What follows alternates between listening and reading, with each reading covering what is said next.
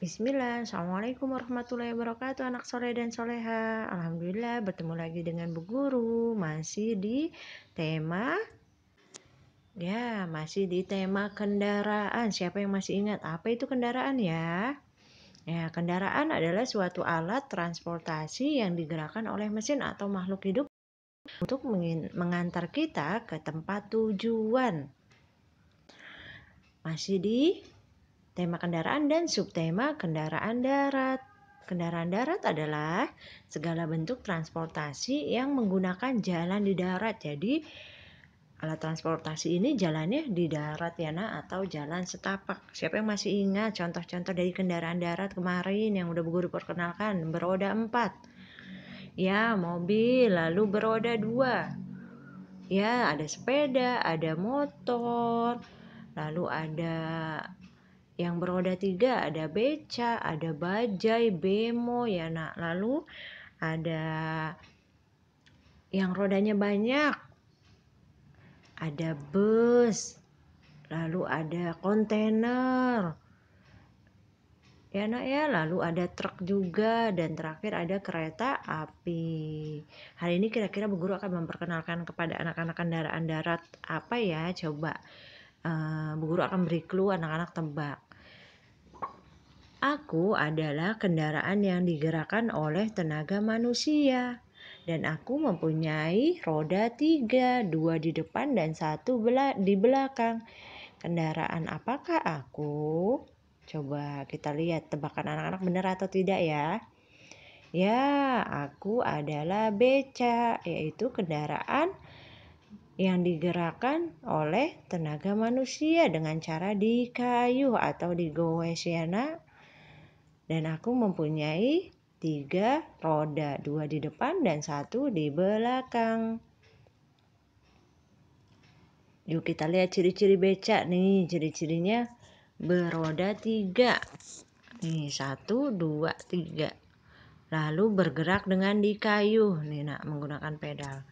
Dan terbuat dari besi kayu atau terpal dan terpal. Lalu pengemudinya di belakang dan penumpangnya di depan, di badan beca.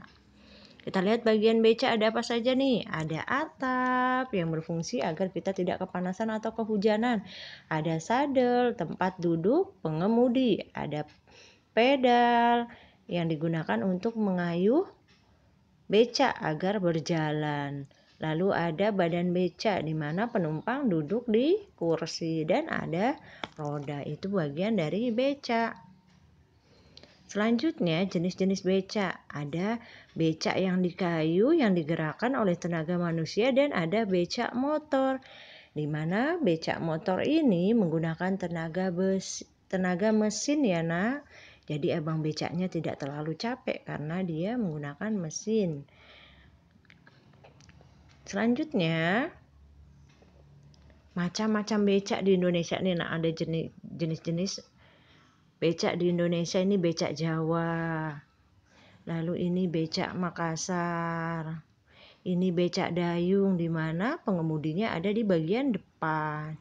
Ini becak Siantar, dia menggunakan kendaraan bermotor juga, jadi pengemudinya ada di sampingnya. Sedangkan ini becak Gorontalo menggunakan motor juga, di mana pengemudinya ada di bagian belakang. Masya Allah, jenis-jenis becak di Indonesia banyak sekali ya nak. Selanjutnya kita lihat kelebihan dan kekurangannya.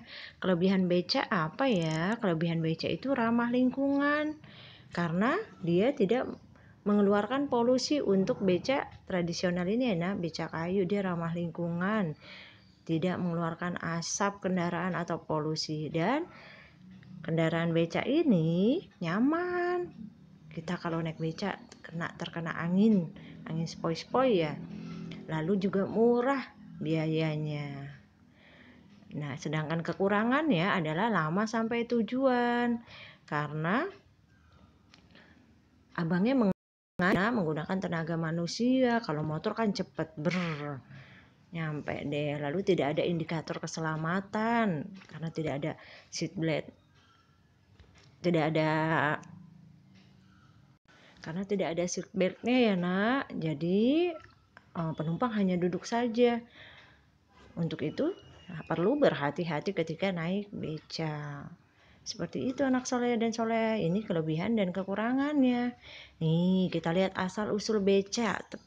Pertama ternyata beca itu berada di Jepang. Dahulu di Jepang beca itu tidak di kayu namun ditarik tuh nak. Ini orangnya di bagian depan, penumpangnya bagian belakang. Orangnya berjalan mungkin atau berlari dalam menarik penumpang. Seperti itu. Lalu yang kedua di India dan Pakistan. Setelah itu baru ada di Indonesia. Nah, alhamdulillah ini adalah kendaraan beca. Anak-anak tahu bagaimana sikap kita ketika naik beca? Mengingat pengamanannya kurang ya nah untuk naik beca ini. Jadi sikap kita ketika naik beca, kita harus bersikap sopan. Duduk dengan sopan, tidak terlalu banyak bergerak berlebihan. Karena tidak aman ya nah kalau kita bergerak berlebihan bisa-bisa terjatuh. Karena di sini tidak ada pengamannya. Seperti itu. Anak-anak tahu biasanya beca itu bisa kita ketemukan di mana ya? Biasanya itu kita bisa temukan di pasar, di terminal kendaraan, lalu bisa juga kita temukan di taman kota atau biasa di daerah-daerah tuh di alun-alun dan di tempat wisata. Seperti itu nah. Lalu anak-anak tahu siapa yang membuat beca ya? Ya, yang membuat beca adalah manusia atas izin Allah. Namun yang memberi akal dan ide kepada manusia untuk membuat beca adalah Allah Subhanahu wa Ta'ala. Sepatutnya kita bersyukur kepada Allah atas anugerahnya, atas rezekinya, telah memberikan akal kepada manusia untuk membuat beca yang memudahkan kita dalam menempuh suatu tempat dengan menggunakan beca. Masya Allah. Baik anak soleh dan soleha, alhamdulillah Bu Guru telah selesai memberikan perkenalan terkait beca. Mudah-mudahan anak-anak diberi pengertian dan pemahaman apa yang Bu Guru sampaikan. Barakallahu fikum.